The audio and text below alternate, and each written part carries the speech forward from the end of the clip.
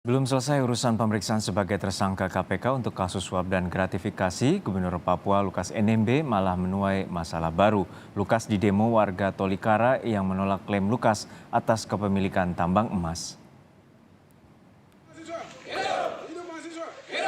Masyarakat di kaki gunung Kembu, Wanui, dan Kasui, pemilik hak ulayat Kabupaten Tolikara, Papua berunjuk rasa.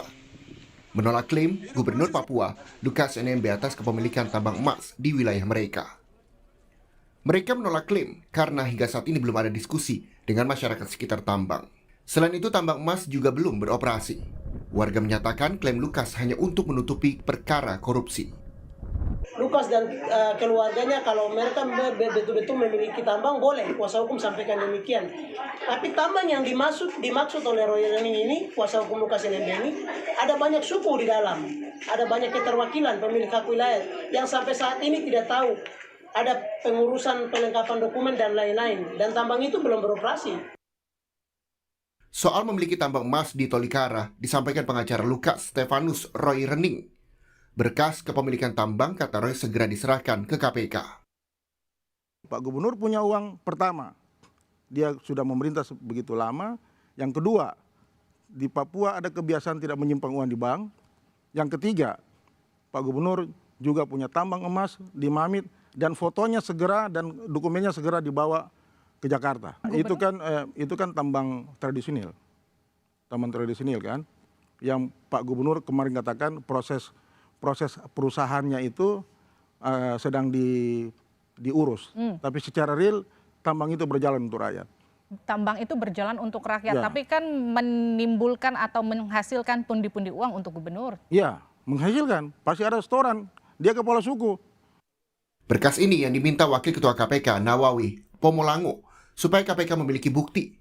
Tapi kata Nawawi, keterangan pemilik tambang emas tak serta-merta menggugurkan penyidikan dugaan suap dan gratifikasi Lukas. Tambang emas atau apapun itu silakan disampaikan di dalam pemberian keterangan di depan teman-teman penyidik gitu.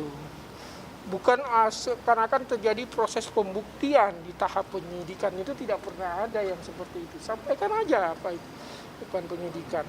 Tidak ada proses pembuktian di tahap penyidikan. Penyidikan hanya bisa dihentikan dengan 3 alasan. Yang pertama, kalau tidak ditemukan cukup bukti. Yang kedua, kalau kemudian para penyidik itu mengklaim bahwa perkara ini bukan perkara pidana. Yang ketiga, kalau penyidikan itu dihentikan demi hukum. Misalnya tersangka meninggal dan sebagainya, kedaluarsa perkaranya. Selain dugaan suap dan gratifikasi, KPK sedianya juga meminta keterangan Lukas atas sejumlah transaksi dan penggunaan uang untuk judi di 2 negara. Jumlahnya disebut Pusat Pelaporan dan Analisis Transaksi Keuangan PPATK mencapai ratusan miliar rupiah. Lukas NMB telah mangkir 2 kali dari panggilan KPK karena sedang sakit. Tapi KPK meminta Lukas tetap ke Jakarta untuk diperiksa dokter KPK. Sementara pengacara Lukas meminta dokter KPK menemui dokter pribadi Lukas NMB di Jayapura untuk memeriksa langsung kondisinya. Situasi di Jayapura sempat tegang karena pendukung Lukas berunjuk rasa menolak pemeriksaan KPK. Mengantisipasi ketegangan yang bisa kembali muncul, Polda Papua menyiagakan bantuan 3 satuan setingkat Kompi dari Polda sekitar Papua. Tim Liputan, Kompas TV.